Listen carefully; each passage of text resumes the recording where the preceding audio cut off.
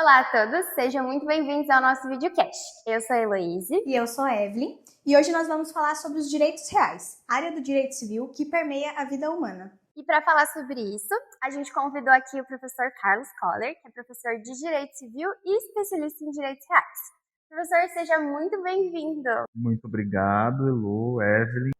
Antes de entrarmos no mundo jurídico, a gente tem uma pergunta. Professor, por que o senhor escolheu o direito civil?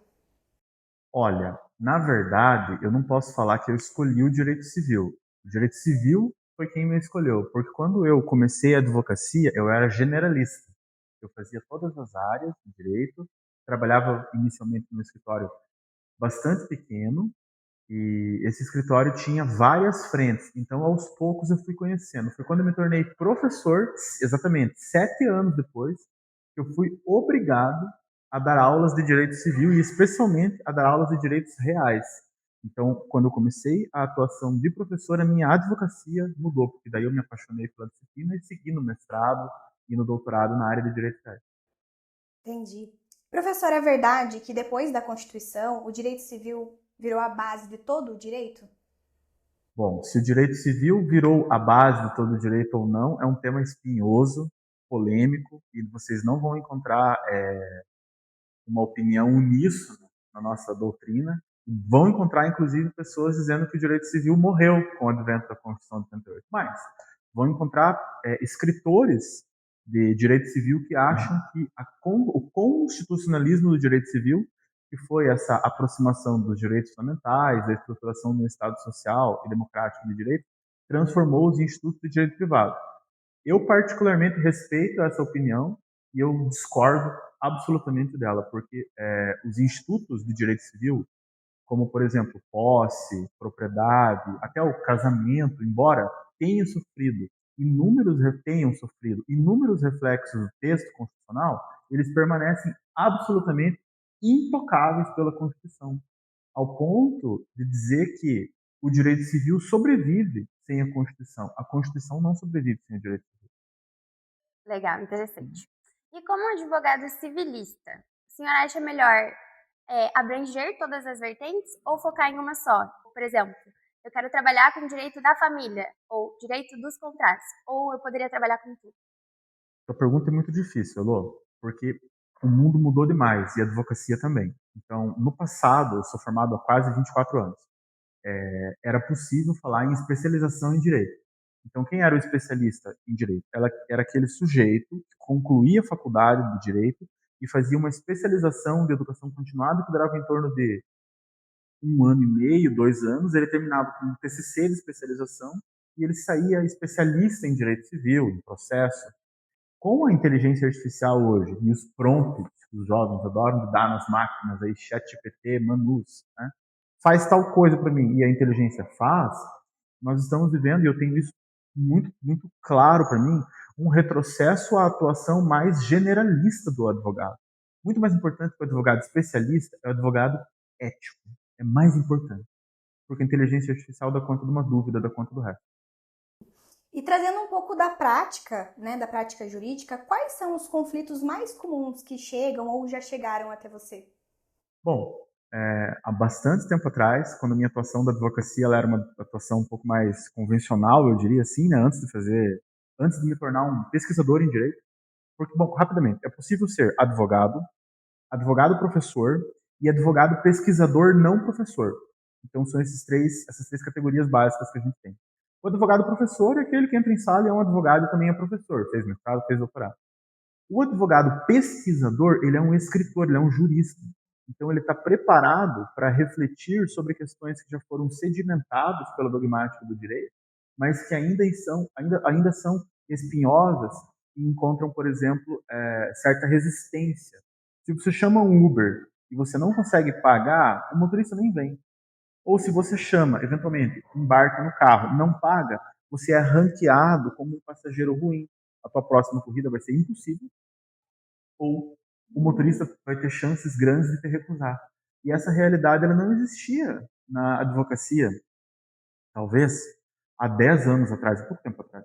Né? Então a gente tinha muito a atuação do advogado como um advogado que atuava na frente da responsabilidade civil. Hoje ele é um consultor. Então, os meus clientes hoje, por conta da minha atividade de professor pesquisador, são escritórios de advocacia.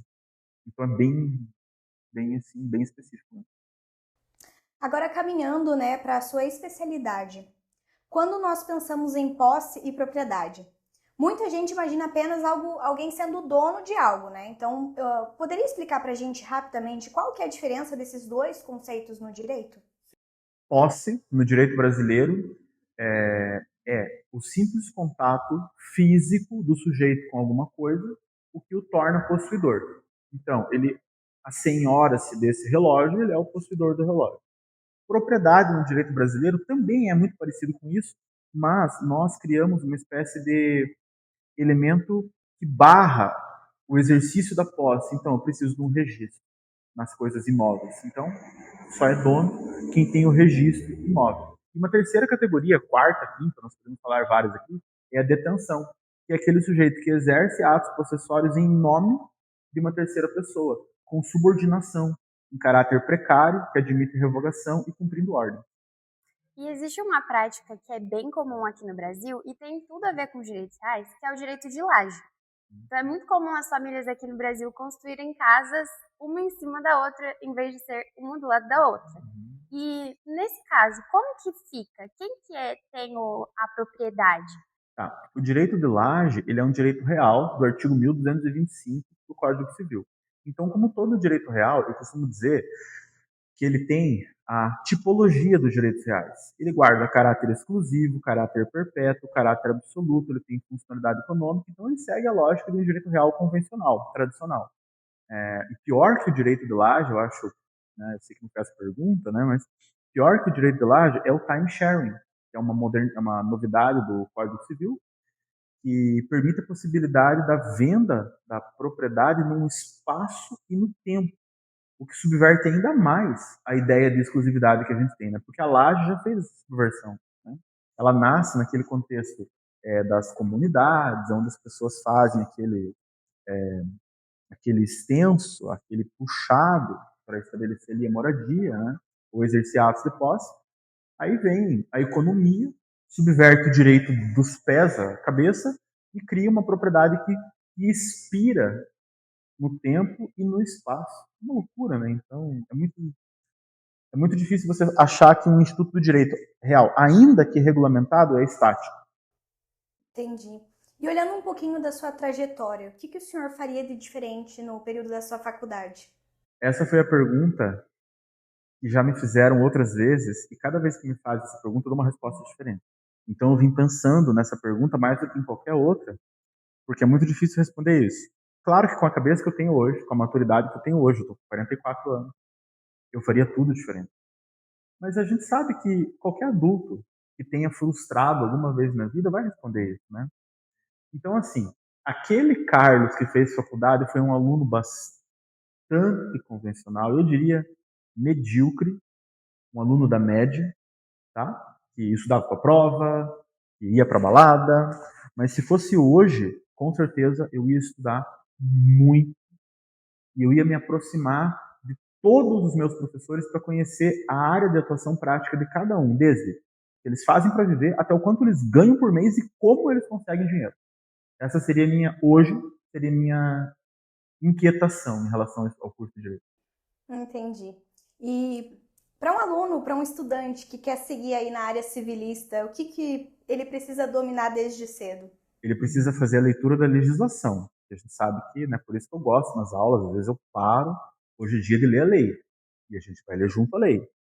Ele precisa ter a leitura da legislação, ele precisa ter uma leitura assídua, pelo menos nos últimos 5 anos, que já se passaram das jurisprudências do STJ, do STF, em matéria de direitos fundamentais, em matéria do exercício de direitos civis fundamentais, e, na verdade, tudo, né? Qualquer área do direito ele precisa ter esse guia na mente dele, né? E a gente sabe que o aluno nem abre o código, muitas vezes. Ele vai abrir o vademecum quando ele vai fazer a prova. Por isso que eles exigem tanto que o professor permita o uso do vademecum na semana de provas. Né? Quem sabe seja o único momento que ele vai ler o vademecum. E agora chegamos perto do final. Eu vou fazer algumas perguntas rápidas e o senhor vai responder da forma mais fácil e simples possível. Então, qual vale mais? Contrato verbal ou contrato escrito? Eu prefiro o contrato verbal, com toda certeza. Legal. No direito civil, vale mais a pena ajuizar ou tentar uma mediação e conciliação? Com certeza uma mediação, uma conciliação. Foge do poder judiciário. Ele é demorado e é caro. E por último, com qual instituto dos direitos reais é mais divertido trabalhar? Com certeza com as ações possessórias, né? Com os interditos possessórios. Manutenção de posse, reintegração de posse, interdito proibitório, enunciação da obra nova, emissão na posse. Eles são, assim, um dia divertidos, né? Francamente, eles costumam ser um pouco mais rentáveis ao advogado que os ajuiza. É mais legal de estudar também. Para finalizar, uma pergunta polêmica agora que a gente tem aqui. Poderia nos contar um pouquinho algum caso inusitado que o senhor já trabalhou? Nossa. Um caso que me deixou algumas semanas, talvez até meses, sem dormir, foi o dia que eu fiz um despejo, uma ação de despejo, de uma mulher grávida, com 3 filhos, que ela foi até o meu escritório, na época, meu escritório não era meu, eu era advogado num outro escritório, e ela disse, muito obrigada, você acabou de colocar na rua 3 crianças, na verdade 4, porque ela estava grávida, ela tinha 3 filhos e estava grávida do quarto. Mas era uma questão contratual, o proprietário estava querendo o imóvel para dispor para outras pessoas, e ela estava aproximadamente 6, 7 meses sem pagar aluguel. Então, eu realmente despejei essa mulher. E escutei muita coisa dela, e ela me olhando no olho. Isso, eu confesso que mexeu comigo. E aquelas crianças me olhando também mexeu bastante comigo. Infelizmente, o direito às vezes é mais razão do que emoção. A gente tem que fazer o que deve ser feito de acordo com a lei. Não é fácil. Né? Professor, então, muito obrigada pela sua participação, por compartilhar as experiências conosco. E não dá para negar que o direito civil está presente em praticamente todas as nossas áreas da vida. E a gente espera que essa conversa possa ter aproximado as pessoas mais, né, do direito, dos direitos reais, do direito civil num todo. Muito obrigada a todos que nos acompanharam até o final desse vídeo. Até a próxima. Tchau. Tchau, tchau. Obrigado.